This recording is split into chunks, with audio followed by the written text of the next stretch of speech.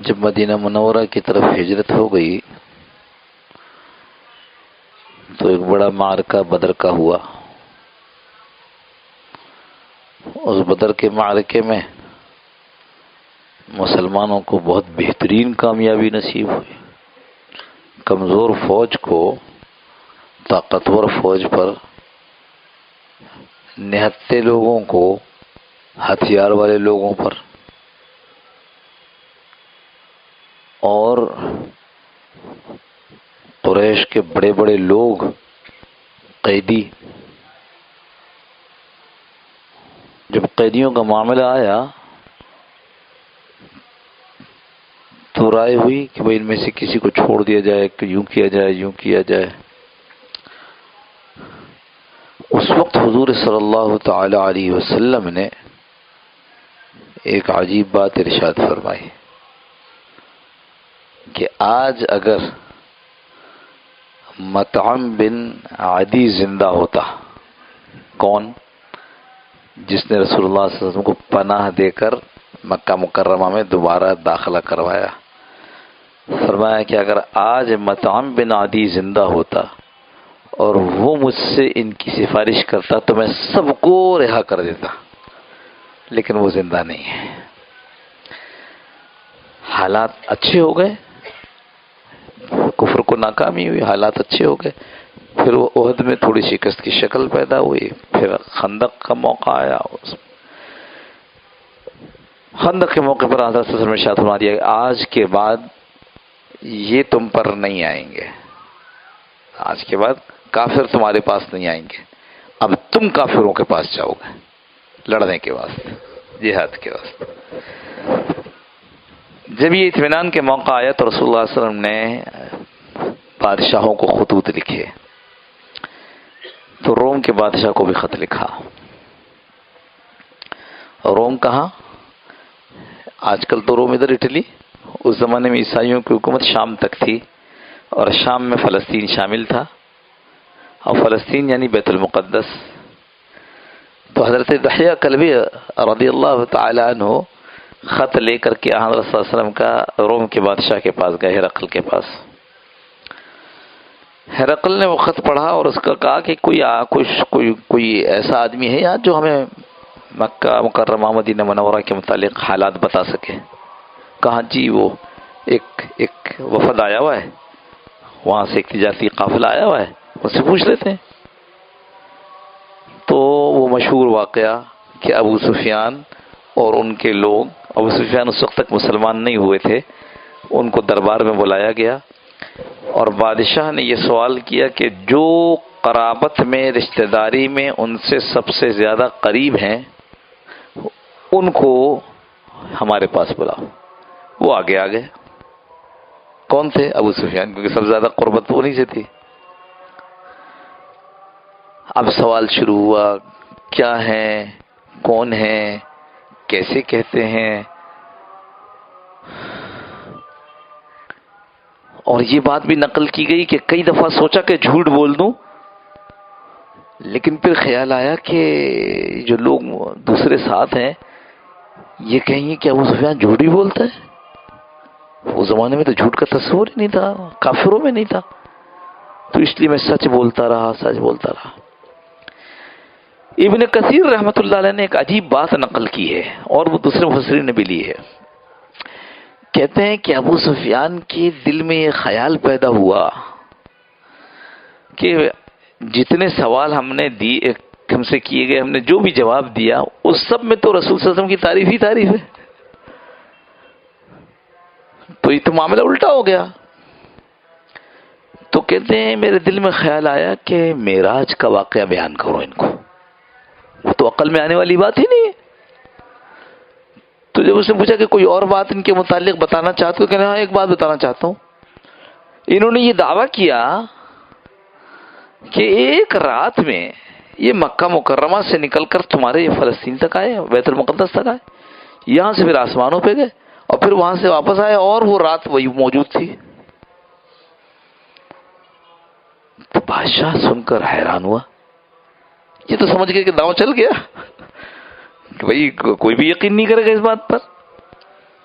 بادشاہ کے ساتھ بیت المقدس کا سب سے بڑا پجاری پادری موجود تھا.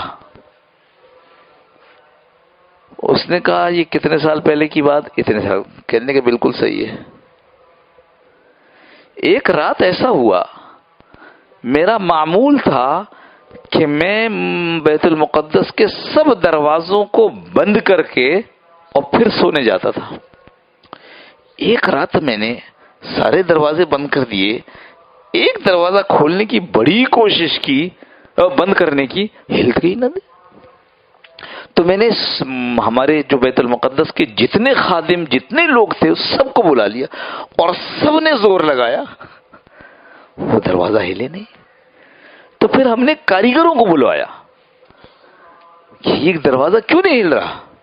تو کاریگروں نے دیکھا اور کہا کہ ایسا لگتا ہے کہ اس عمارت کا بوجھ دروازے پر آ گیا ہے، لہذا اب دروازہ ہلے گا نہیں. تو صبح اس کی کوئی ترکیب دیکھیں گے کہ کیا کرنا چاہیے. کہ میں چلا گیا.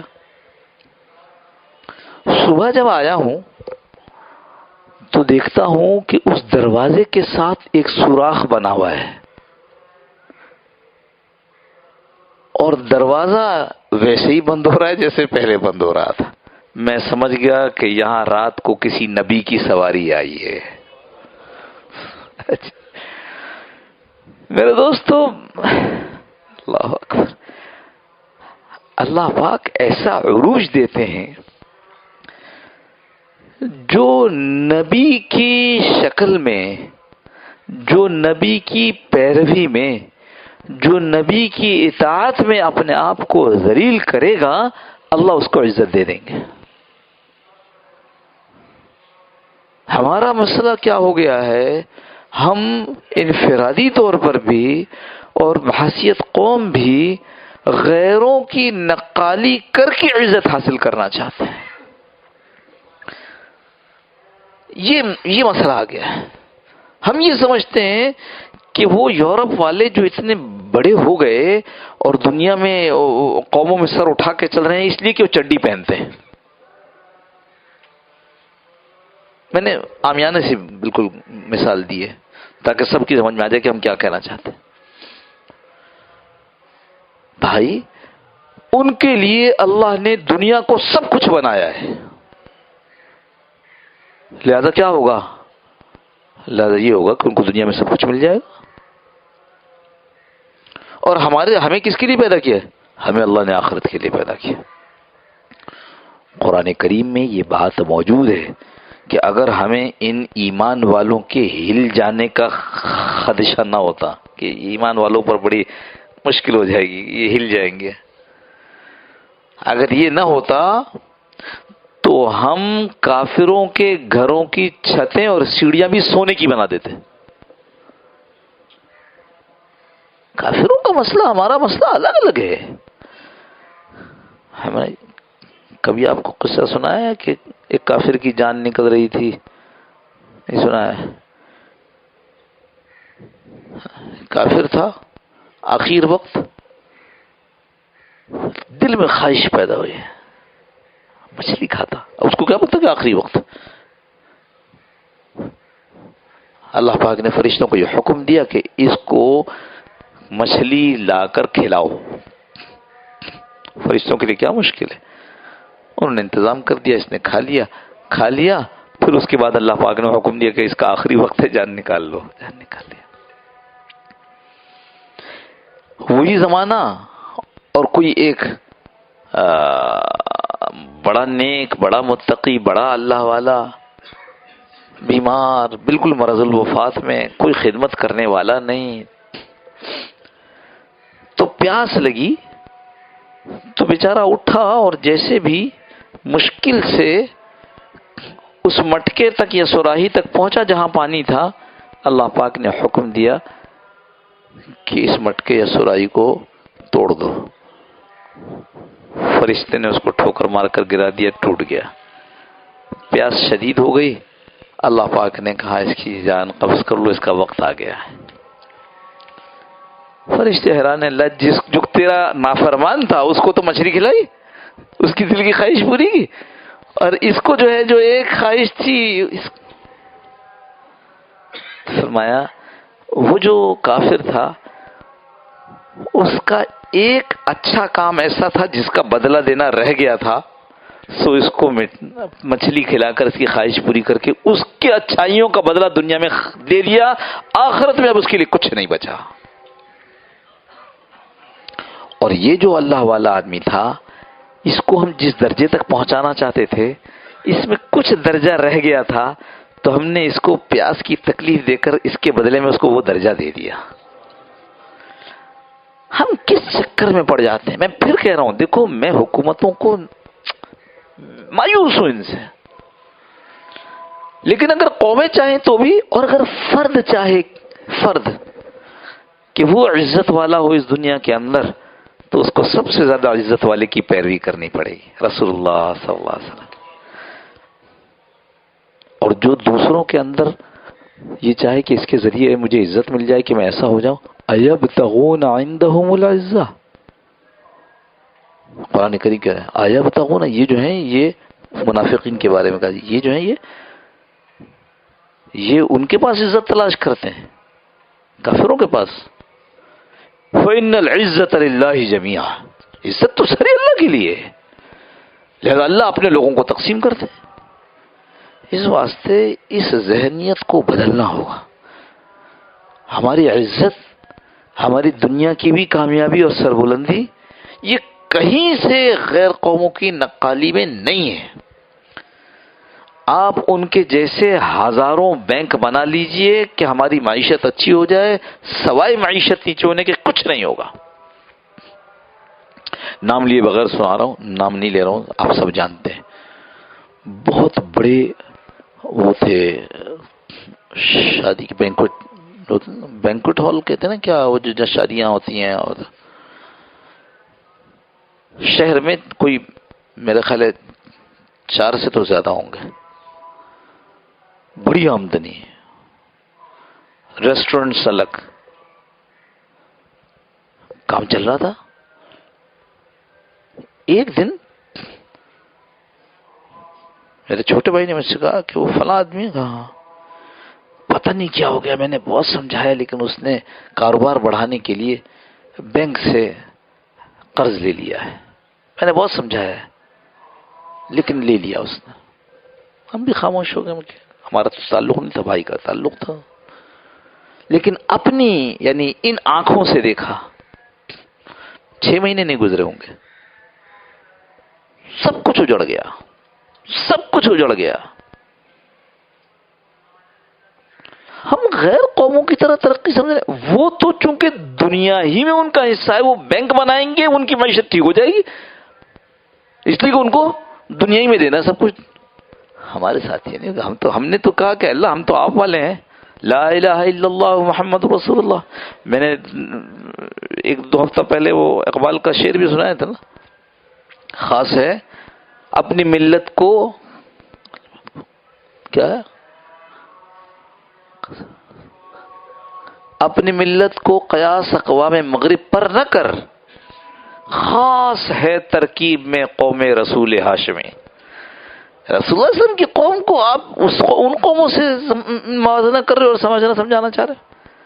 خدا کی قسم، اس امت کا ایک آدمی جو کسی نیک عمل میں نہیں رہا، کسی نیک عمل میں نہیں رہا، لیکن وہ کلمہ پڑھتا ہوا رہا، لا الہ الا اللہ، آخر وقت میں بھی کلمہ نہیں ملا، لیکن اس کا تعلق کلمے کے ساتھ تھا، جیسا کیسا بھی تھا، بڑا خراب، کوئی عمل نہیں کیا۔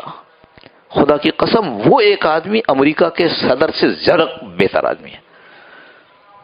وہ جو اللہ کے غیر کے ساتھ اپنی نسبت کرتا ہے، اور یہ جو جیسا کیسا اللہ کے ساتھ اپنی نسبت کرتا ہے، حضور صلی اللہ علیہ وسلم کے ساتھ اپنی نسبت کرتا ہے، اس کی قیمت کو کیا جانے۔ اس واسطے چھوڑ دیں، اگر یہ چاہیں دنیا میں بھی کامیابی ہو تو غیروں کو چھوڑے، اپنا۔ رسول اللہ صلی اللہ علیہ وسلم نے جو کہا، جیسا کہا، سر آنکھوں پر ہے۔ دنیا کچھ کہتی رہے، ہم تو اسی پر چلیں گے۔ اسی معراج کے واقعے پہ تو ہے نا، جو ابو جہل نے سنا، اوہو موقع مل گیا، فوراً پہنچا ابو بکر کے پاس۔ ابو بکر سنا تم نے؟ کیا کا ایک آدمی جو ہے، بتا نہیں رہا کون، ایک آدمی جو ہے وہ رات کو یہاں سے نکلا مکہ سے اور ادھر چلا گیا بیت المقدس آسمانوں پہ، اور رات واپس بھی آ گیا. کیا خیال ہے تمہارا؟ ابو بکر نے فرمایا کہ کون کہہ رہا ہے؟ کہ تمہارے صاحبک، تمہارے دوست. کہ اللہ کے رسول صلی اللہ علیہ وسلم کا بالکل سچ کا ہے، ایسے ہی ہوا ہے. حضور صلی اللہ علیہ وسلم کو معلوم ہوا، حضور صلی اللہ علیہ وسلم نے لقب دیا کیا؟ صدیق. کوئی سوال نہیں، تصدیق کی بالکل سچ ہے. اور اسی واسطے ہمارے علماء نے یہ بات لکھی ہے. یہ جو ہمارے ہاں بولنا شروع ہو گیا نا، یہ مت دیکھو کون بول رہا ہے، یہ دیکھو کیا بول رہا ہے. اگر کوئی فلاں آدمی بھی اچھا نہ بابا نہ، اسلام یہ نہیں ہے. اسلام یہ مت دیکھو کہ کیا بول رہا ہے، یہ دیکھو کون بول رہا ہے. کون بول رہا ہے؟ حضور صلی اللہ علیہ وسلم بول رہے ہیں، بالکل سچ ہے. اور آج کے زمانے میں تو یہ مت دیکھو کون بول رہا ہے، دیکھو کیا بول رہا ہے. تو ایسے لوگ آ کر کے میڈیا پر ایسی خوبصورت باتیں کر رہے ہیں کہ لوگ ان کی طرف بچھے جا رہے ہیں. معلوم ہے کہ ایمان پہ ڈاکہ مار دیا اس نے ہمارے. نہیں، بالکل نہیں. ہم تو یہ دیکھیں کون بول رہا ہے. بولنے والا اللہ والا ہے، بولنے والا متقی پرہیزگار ہے، بولنے والے کی زندگی رسول اللہ صلی اللہ علیہ وسلم کی زندگی سے ملتی ہے. ہمارے یہاں بڑا کون ہے؟ ہمارے یہاں بڑا کون ہے؟ ہمارے یہاں بڑا وہ جس کو اللہ بڑا کہتے ہیں. اللہ بڑا کس کو کہتے ہیں؟ جو میرے پیارے کی مشابہت اختیار کرے گا، کھانے میں، پینے میں، اٹھنے میں، بیٹھنے میں، سوچنے میں، برتاؤ میں، لوگوں سے سلوک میں، تجارت میں، معاملات میں، جو میرے پیارے کی نقل کرے گا وہ میرا پیارا ہو جائے گا. اتنا آسان. اس لیے ہم یہ بالکل نہیں دیکھیں گے کہ کیا بول رہا ہے، ہم تو یہ دیکھیں گے کون بول رہا ہے. ہاں یہ بول رہا ہے، وہ جو اللہ کے پیاروں کے نقل میں ہے، وہ جو اللہ کا پیارا ہے، ہم اس کی ساری بات کو مانیں گے چاہے جو بھی بول رہا ہو. اب مجھے یاد نہیں ہے ڈاکٹر کا نام، آج سے 1 2 سال 3 سال پہلے کی بات ہے، بہت مشہور ہوئی تھی کہ وہ جب اس نے دیکھا اس سے اور بہت قریب ہو کر، تو کہتے یہ تو عجیب بات ہے، اس پہ تو باقاعدہ نشان نظر آ رہا ہے. تو کسی نے کہا یہ تو نشان اس لیے نظر آ رہا ہے کہ مسلمانوں کے یہاں عقیدہ ہے کہ اس چاند کو ان کے نبی نے اپنی انگلی سے 2 ٹکڑے کیا تھا. تو جب پوری طرح اس نے دیکھا ہے کہ چاروں طرف سے یہ نشان موجود ہے جیسے 2 ٹکڑوں کو ملایا گیا ہے، تو اس نے کہا اشہد ان لا الہ الا اللہ واشہد ان محمد رسول اللہ. 2 4 سال پہلے کی بات ہے، زیادہ پرانی بات نہیں، یعنی جو مشہوری ہوئی وہ 2 4 سال. تو اس لیے ہم تو یہ دیکھیں کون بول رہا ہے. اور میرے دوستو وہ یہ بول رہے ہیں کہ اپنی زندگی کو ہماری زندگی کی طرح بنا لو. مشکل بہت ہے لیکن آسان اس وقت ہوتا ہے جب ماحول میں آ جاتے ہیں. ہم سارے کے سارے اس ماحول میں ہوں گے نا انشاءاللہ تو چلنا آسان ہوگا. اپنے آپ کو، اپنے گھر والوں کو، اپنے بچوں کو اس پر لائیے کہ اللہ والوں کی مجلسوں میں جائیں، علماء کی مجلسوں میں جائیں، دعوت والے کام کے ساتھ اپنے آپ کو وابستہ کریں. انشاءاللہ اللہ نے چاہا ہم سب کا دین پر چلنا بہت آسان ہو جائے گا. اللہم صلی علی سیدنا مولانا محمد وعلی آلہ وسلم تسلیما کثیرا کثیرا. اللهم ربنا ظلمنا انفسنا وان لم تغفر لنا وترحمنا لنكونن من الخاسرين. اللهم ربنا لا تزغ قلوبنا بعد إذ هديتنا وهب لنا من لدنك رحمة انك انت الوهاب. اللهم ربنا آتنا في الدنيا حسنة وفي الآخرة حسنة وقنا عذاب النار. اللهم أرنا الحق حقا وارزقنا اتباعه وأرنا الباطل باطلا وارزقنا اجتنابه. اللهم إنا نسألك حبك وحب من يحبك وحب عمل يقربنا إلى حبك. اللهم اجعل حبك أحب إلينا من أنفسنا وأهلنا من الماء البارد. صلى الله تعالى على خير خلقه محمد وعلى آله وصحبه أجمعين برحمتك يا رب.